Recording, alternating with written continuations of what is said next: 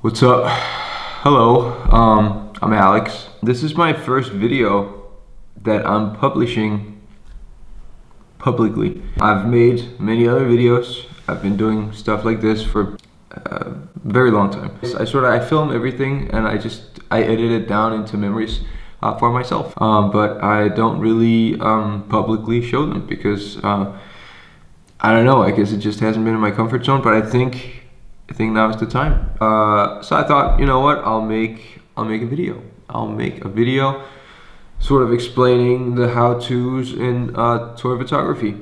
I know a little bit about that, and I think maybe there are people that would like to know more about it. So this will be my interweb sharing platform of knowledge from my brain to other brains through that camera out of that screen. So I've decided that the figure of today is going to be Ben the Ren, the Knight of the Ren, good old Kylo, also known as Kylo Ren. So I thought maybe Kylo would be a good place to start if I do it sort of similar to the movie posters as such. So the first thing I do is I usually make the figure, you know, look somewhat nice. This will be a portrait. This is not an action scene. There's a difference between an action scene and a portrait. An action scene is when two figures are fighting, or when there's like someone is running, or when there's an action that's happening. There's no action happening here. It's just a portrait. It's the easiest way to do it for sure. I usually edit my pictures in Lightroom and in Photoshop if I need to. But this one is not going to be needing any Photoshop action. I'd definitely say if you want to start out in toy photography, start with action figures, or if you want to do Lego photography, maybe try out a Bionicle to begin with before you go to the minifigures, because the minifigures are a little bit more tricky to get everything right with. But yeah, so to begin with, Kylo Ren, let's go. So I think maybe I've found the place. This might be the location for the Starkiller base. I'm at a cemetery in Copenhagen. It's not quite Starkiller-ish, but there's snow, and I think that's alright. Let's see if we can make it happen. I think something like that doesn't look too bad. Let's see if we can make him stand up. We can, alright. Just need to correct the camera angle. Alright, I think we have the pose right here. But I think this is just about as good as it gets. Alright, so that was the first picture. Now you always take two pictures. I always take two pictures because if I only take one, I come back and it's not that good. I wasted the time, so I'll take another one. Alright, so I'm at a different location now. I'm in the sort of a forest thing right next to, I was over there just a moment ago. So this is the second location. I think it might work out. You know, you can edit it, make it look nicer. Right here it looks a little bit raw. But again, it's a simple picture, simple photography. Alright, so right here, I think we have it. Alright, so that was about it. I'll go back to the studio now, edit some stuff. And just really quick, the reason I didn't show the angle of me taking the pictures because the camera that I'm using is the same camera that I'm photographing on. Alright, so I am back again in the office. What I'll do now is I'll edit the pictures in Lightroom, and if you don't use Lightroom, I suggest that you take a look at it. If you're a student, I think it's super cheap to get it. If you're not, it's not. If you shoot on a good camera and you have the capabilities of shooting in RAW, I would definitely suggest that you look into Lightroom.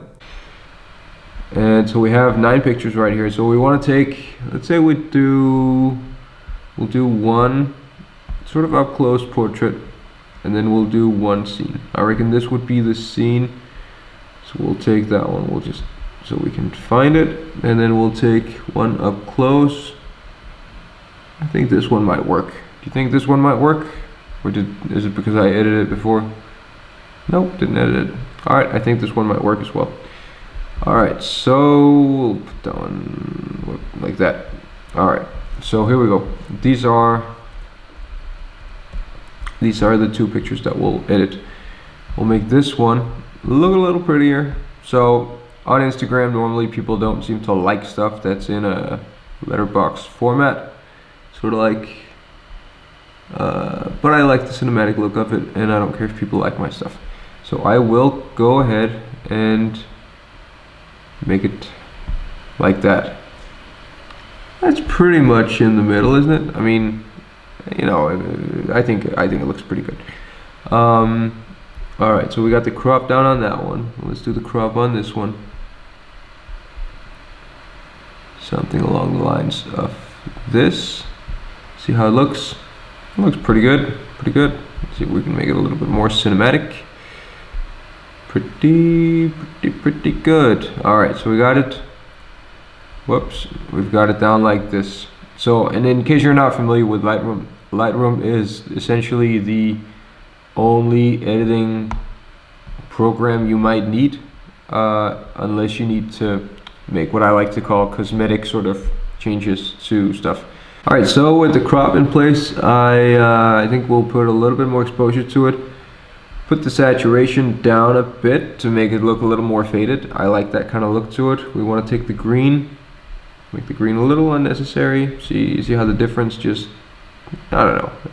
I can see it. I don't know if it makes any sense. So we'll put that away. So basically what we have of raw color will be, you guessed it, the lightsaber. Let's see if we can make it look pretty. Alright, I think this is pretty solid. And then the up close one, which I think I'll use as the YouTube thumbnail for this video. This one will do sort of a similar thing to it. Close to a similar thing, I think. We'll draw out the shadows a little bit to give the detail. Give some detail, and then we will go ahead, and by we I of course mean me. Boom, give it some color. Sort of like that, I think. That looks pretty good. Alright, so that was how it was before. This is how it is now. A little bit more faded, a little bit more. Maybe we should frame it up like this. Alright, so essentially before and now. Looks good? Looks pretty good. This one, maybe we want to frame it up with this a little bit as well. Ooh, like that maybe. Maybe not. Maybe like that. All right. How about that? How about that? All right. Before, after, quick, sort of pain-free result. I think like this one best. This was what we were looking for to begin with. This is a bonus picture. I don't know. I think it's pretty good. Pretty good. So essentially now you just go ahead and you export the pictures and put it up on the interwebs. Quick advice, a lot of the best photographers that I follow on Instagram are actually using their smartphone. By that I mean, of course, use a good camera if you have that at hand. The picture can be taken with whatever. I started out using my iPhone 4 a couple years ago when I started doing stuff on Instagram. Another advice is that I usually program the aperture to begin with, meaning how blurred the background will be, how close the object is. I usually put it down to 1.8 or whatever is the lowest on the lens that I use, and then I will manually program the shutter speed and the white balance to make the picture look good. I don't mess with the ISO.